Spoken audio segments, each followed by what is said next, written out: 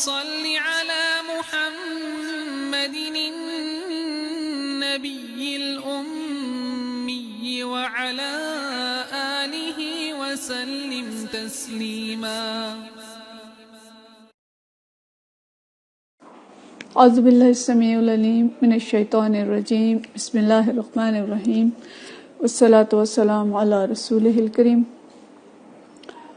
اللہم صلی علی محمد وعلی آل محمد عدد کل ذرۃ وبارک وسلم علیہ. رمضان شریف کی کلاسز سے ماشاءاللہ سب نے خوب فائدہ اٹھایا ہوگا، اور رمضان شریف کے بعد اب ہم دوبارہ سے اپنے دروس کا آغاز کرتے ہیں.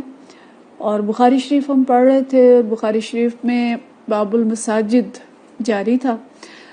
باب المساجد میں اب تک جو ابواب ہم نے پڑھے تھے، اس میں ایک تو مسجد کا احترام اور اس کے آداب کے بارے میں ابواب تھے، اور مسجد کی صفائی ستھرائی کا خیال رکھنا، جیسے مسجد میں تھوکنا اس سے منع کیا گیا، اس کے آداب سکھائے گئے، اور اگر کوئی تھوک دے تو پھر اس کو کیسے صاف کرنا ہے، اس تھوک کا کفارہ کیا ہے، اس کے بارے میں ہم نے کافی ساری احادیث پڑھی. اسی طرح سے پھر قبلہ کی طرف رخ کر کے نہ تھوکنا، قبلہ کا احترام کرنا، دائیں طرف نہ تھوکنا بلکہ بائیں طرف تھوکنا، یہ سارے ابواب ہم نے تفصیل کے ساتھ پڑھے ہیں اس سے قبل. اور آخری جو حدیث ہم نے پڑھی تھی اس باب میں وہ یہ تھی کہ امام کا لوگوں کو نماز پوری طرح سے ادا کرنے کی نصیحت کرنا اور انہیں قبلے کے بارے میں بھی متوجہ کرنا، جس میں نبی کریم صلی اللہ علیہ وسلم کا جو فرمان تھا کہ میں تمہارے خشوع کو دیکھتا ہوں پیچھے سے بھی، اور جیسے آگے سے دیکھتے ہیں ویسے پیچھے سے بھی دیکھتے ہیں. تو اس کی تفصیل ہم نے پڑھی تھی. آج کا جو باب ہے یہ مساجد کا باب نمبر 9 ہے، اور اس میں جو اس کا عنوان ہے حل یقال مسجد بنی فلان، کہ کیا یہ کہا جا سکتا ہے کہ یہ بنو فلان کی مسجد ہے، یعنی کیا مسجد کا نام رکھا جا سکتا ہے. جیسے ہم دیکھتے ہیں بادشاہی مسجد ہے، فیصل مسجد ہے، مسجد بلال ہے، یا ہمارے علاقوں میں مختلف نام ہوتے ہیں مساجد کے. ہمارے قریب کی جو مسجد ہے اسے تھانے والی مسجد کہتے ہیں، وہ اس لیے کہ اس کے قریب تھانہ ہے اور تھانے کی حدود کے اندر وہ مسجد ہے. تو کیا یہ جائز ہے، ایسے کہا جا سکتا ہے؟ تو اس پہ امام بخاری پورا باب لائے ہیں، اور اس کے شروع میں جو انہوں نے ڈسکشن لکھی ہے کہ ابراہیم نخعی رحمۃ اللہ علیہ فرماتے ہیں کہ ایسا کہنا مناسب نہیں ہے کہ یہ فلاں قوم کی مسجد ہے یا یہ بنی فلاں کی مسجد ہے. ان کا خیال یہ تھا کہ جب ہم کہیں گے کہ یہ بنی فلاں کی مسجد ہے تو اس کا مطلب ہوگا کہ یہ ان کی ملکیت ہے، جبکہ مسجد کسی کی ملکیت نہیں ہوتی، اور اس میں سب لوگ آ کے نماز پڑھ سکتے ہیں، سب کو حق حاصل ہوتا ہے کہ وہ نماز پڑھیں. لیکن امام بخاری رحمۃ اللہ علیہ اس بات کی تردید کرتے ہیں، اور وہ فرماتے ہیں کہ اس میں کوئی حرج نہیں ہے کہ مسجد کا نام رکھ لیا جائے، اور مسجد کو بنو فلاں یا کسی شخص کے نام سے بھی، جیسے ہم آج کے دور میں دیکھ رہے ہیں. تو یہ نام جو رکھا جاتا ہے یہ ملکیت کی نشانی نہیں ہوتی، بلکہ ایک پہچان ہوتی ہے کہ بھئی فلاں لوگ اس علاقے کے ہیں، وہ اس میں نماز پڑھتے ہیں، یا قریب ترین یا جو بنواتا ہے وہ نام رکھ دیتا ہے، تو لیکن اس کی ملکیت نہیں ہوتی. تو اس میں اگر نام رکھ لیا جائے تو کوئی حرج نہیں ہے. تو اس میں وہ ایک حدیث لائے ہیں، اور حدیث میں چونکہ مسجد کا نام استعمال ہوا ہے اس لیے اس ذیل میں حدیث لائے ہیں، جبکہ حدیث کے اندر جو مضامین ہیں وہ کچھ اور ہیں. صرف مسجد کے نام کی وجہ سے اس کو اس باب میں لے کے آئے ہیں امام بخاری. حدیث نمبر 410 ہے. حضرت عبداللہ بن عمر رضی اللہ تعالیٰ عنہ سے اس کی روایت ہے، اور جو ہم نے شروع میں حدیث پڑھی تھی کہ حدیث کا جو روایت ہے اس کا ایک گولڈن چین ہم نے پڑھا تھا کہ ایک ہے جس کو گولڈن چین کہا جاتا ہے، عن مالک عن نافع عن عبداللہ بن عمر، کہ حضرت امام مالک سے امام ان کا جو عبداللہ بن عمر کے آگے غلام تھے حضرت نافع، اور ان سے حضرت عبداللہ بن عمر. تو اس کو جو محدثین ہیں وہ گولڈن چین کہتے ہیں. تو یہ حدیث اسی گولڈن چینز میں سے ایک چین کی حدیث ہے کہ اخبرنا مالک عن نافع عن عبداللہ بن عمر رضی اللہ تعالیٰ عنہ ان رسول اللہ صلی اللہ علیہ وسلم کے رسول اللہ صلی اللہ علیہ وسلم نے سابق بین الخیل التی ازمرت، کہ نبی کریم صلی اللہ علیہ وسلم نے گھوڑوں کی دوڑ کرائی. سابق بین الخیل، گھوڑوں کے درمیان دوڑ کرائی. الذی ازمرت، وہ گھوڑے جو کہ تیار کیے گئے تھے. ازمرت ہوتا ہے جن کو تیار کیا گیا ہو، سدھایا گیا ہو. تو سدھائے ہوئے گھوڑوں کی دوڑ کرائی. سدھانے کا تو ہم کو پتا ہے کہ اس دور میں جو گھوڑے سدھائے جاتے تھے وہ جہاد کے لیے سدھائے جاتے تھے، ان کو پالا جاتا تھا، ان کو بہت اچھی مختلف قسم کی خوراک دیتے تھے سدھاتے وقت. اور جب وہ خوب موٹا ہو جاتا تھا گھوڑا تو پھر اس کو کچھ عرصے کے لیے ایک جگہ پہ بند کر دیتے تھے اور اس کے اوپر کپڑا ڈال دیتے تھے کہ اس کو پسینہ آئے، اور پسینہ آتا تھا پھر اس کی مالش کی جاتی تھی. اور یہ عمل جو ہے مسلسل کئی دن تک دہرایا جاتا تھا، جس سے خوراک اس کے جسم میں رچ بس جاتی تھی اور اس کا جو زائد موٹاپا تھا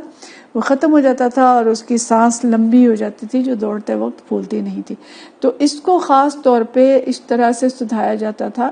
جہاد کے لیے. اور نبی کریم صلی اللہ علیہ وسلم ان کا مقابلہ بھی کرواتے تھے کہ لوگوں کے اندر ایک شوق پیدا ہو اور زیادہ سے زیادہ گھوڑے اور جو سامان جہاد ہے وہ تیار کیا جائے. تو نبی کریم صلی اللہ علیہ وسلم دوڑ کرواتے تھے، اور دوڑ کیسی ہوتی تھی کہ ان گھوڑوں کی جن کو تیار کیا جاتا تھا یا جن کو سدھایا گیا ہوتا تھا ان کی دوڑ ہوتی تھی من الحفیہ و امدھا سنیۃ الوداع، کہ حفیہ سے لے کے سنیۃ الوداع تک یہ 2 مقامات ہیں مدینہ شریف کے. تو حفیہ سے سنیۃ الوداع تک ان کی دوڑ کروائی جاتی تھی، اور سنیۃ الوداع اور اس کے درمیان حفیہ کے درمیان جو فاصلہ تھا یہ تقریباً 5 سے 6 میل کا فاصلہ تھا. اور سنیۃ الوداع کو تو ہم سب جانتے ہوں گے، وہ اس کے اندر بھی آتا ہے نا جو وہ نظم ان بچیوں نے پڑھی تھی جب نبی کریم صلی اللہ علیہ وسلم مدینہ شریف آئے تھے کہ سنیۃ الوداع سے ہمارے پر ایک چاند طلوع ہوا ہے. تو سنیۃ الوداع وہ مقام تھا کہ اکثر مدینہ والے جو ہیں جب اپنے مہمانوں کو رخصت کرنے آتے تھے تو سنیۃ الوداع تک ان کے ساتھ آتے تھے، اور جب ہمیں نظر آ رہا ہے کہ جب ویلکم کرتے تھے تو بھی وہیں سے کرتے تھے کہ نبی کریم صلی اللہ علیہ وسلم کی جو ویلکم کی نظم ہے اس کے اندر اس کا ذکر آتا ہے. تو بہرحال سدھائے ہوئے گھوڑوں کی دوڑ نبی کریم صلی اللہ علیہ وسلم حفیہ سے سنیۃ الوداع تک کرواتے تھے، جو 6 سے 7 میل کا یا 5 سے 6 میل کا فاصلہ ہے. اور جو گھوڑے سدھائے نہیں جاتے تھے ان کے بارے میں آتا ہے کہ جو گھوڑے اور سابق بین الخیل التی لم تزمر من سنیۃ الوداع الی مسجد بنی زریق، تو جو سدھائے نہیں گئے ہوتے تھے ان کی دوڑ کرواتے تھے سنیۃ الوداع سے لے کے مسجد بنی زریق تک. اور ان عبداللہ بن عمر کان فی من سابق بہا، اور حضرت عبداللہ بن عمر رضی اللہ تعالیٰ عنہ جو ہیں انہوں نے بھی اس گھوڑ دوڑ میں شرکت کی تھی. انہی سے یہ حدیث ظاہر ہے، مروی بھی ہے. تو دوسری قسم کے گھوڑے جن کو تیار نہیں کیا گیا تھا ان کا مقابلہ تھوڑے فاصلے کے لیے ہوتا تھا، اور وہ 1 میل کا فاصلہ تھا جو سنیۃ الوداع سے مسجد بنی زریق تک کا فاصلہ تھا. اب یہاں پہ نہیں، مضمون تو یہ ہے کہ بھئی جہاد کے لیے گھوڑے تیار کرنے چاہیے اور ان گھوڑوں کا پھر مقابلہ بھی ہونا چاہیے تاکہ لوگوں کے اندر شوق بھی پیدا ہو اور ان کا ٹیسٹ بھی ہو جائے کہ یہ کس طرح کے تیار ہیں، صحیح ہیں کہ نہیں ہیں. اور لیکن اس سے جو امام بخاری رحمۃ اللہ علیہ اس میں وہ لائے ہیں دلیل کہ اس دور میں بھی ایک مسجد تھی جس کا نام مسجد بنی زریق تھا. اسی طرح سے مسجد قباء کا نام بھی ہمیں ملتا ہے، اس طرح سے مختلف مساجد کے ہمیں نام ملتے ہیں. تو اس دور میں بھی مساجد کے نام رکھے جاتے تھے اور مسجد کا نام رکھنے میں کوئی حرج نہیں ہے. مسجد بنی زریق کا مطلب یہ نہیں ہے کہ بنی زریق اس کے مالک ہیں، کوئی اور اس کے اندر انٹر نہیں ہو سکتا، بلکہ اس کا مطلب یہ تھا کہ وہ مسجد جس میں عام طور پہ بنی زریق نماز پڑھتے ہیں یا ان کے قبیلے کے علاقے میں ہوگی یا اس علاقے میں ہوگی جہاں پہ وہ لوگ زیادہ تر رہتے تھے، تو اس لیے اس میں کوئی حرج نہیں ہے. تو یہ باب ہے اور باب کے اندر یہ حدیث ہے، لیکن اس سے جو ہمیں باقی اسباق ملتے ہیں ان پہ بھی ہمیں غور کرنا چاہیے. البتہ ایک بات ہمیں آج کے دور میں ضرور سمجھنی چاہیے اور اس پہ ہمیں کلیئر بھی ہونا چاہیے کہ مساجد کے نام اگر ہم مسالک کے نام پہ رکھیں گے تو شاید یہ درست نہیں ہوگا کہ ہم مسجد کے پیشانی پہ ہی لکھ دیں کہ یہ فلاں مسجد فلاں مسلک کی مسجد ہے.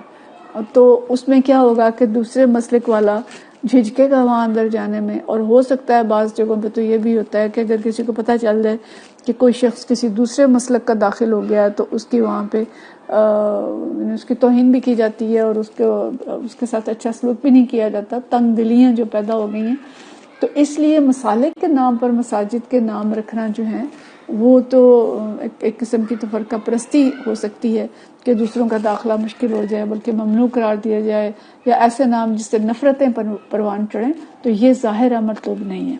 تو البتہ ایسے نام جو بے ضرر ہیں اور جن سے کسی کی ملکیت ظاہر نہیں ہوتی، جس سے کوئی نفرت پیدا نہیں ہوتی، جس میں کسی دوسرے کا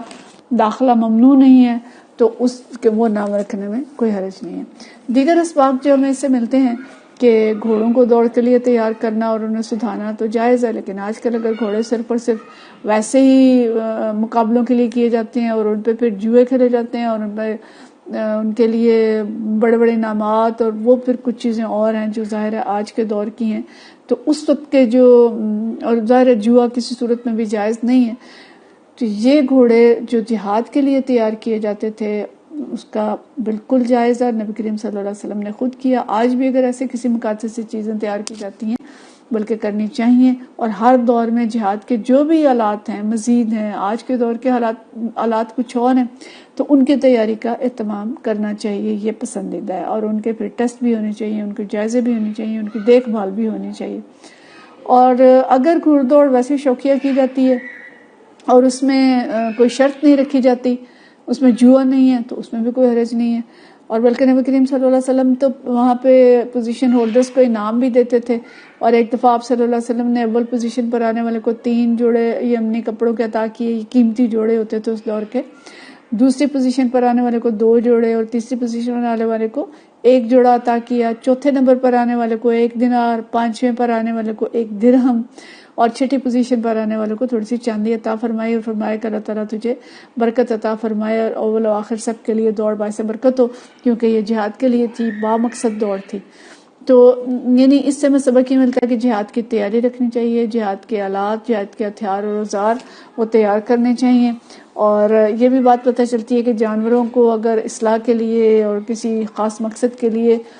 بھوکا رکھا جائے یا ان کی اس طرح کی ٹریننگ کی جائے تو وہ جائز ہے، لیکن تعذیب دینا اور ویسے انہیں بھوکا رکھنا یہ درست نہیں ہے۔ تو یہ سارے اسباق ہیں جو اس سے ملتے ہیں، لیکن بنیادی طور پر جو باب ہے اس کا مقصد یہ ہے کہ مسجد کا نام رکھا جا سکتا ہے، اس میں کوئی حرج نہیں ہے۔ وآخر دعوانا ان الحمدللہ رب العالمین۔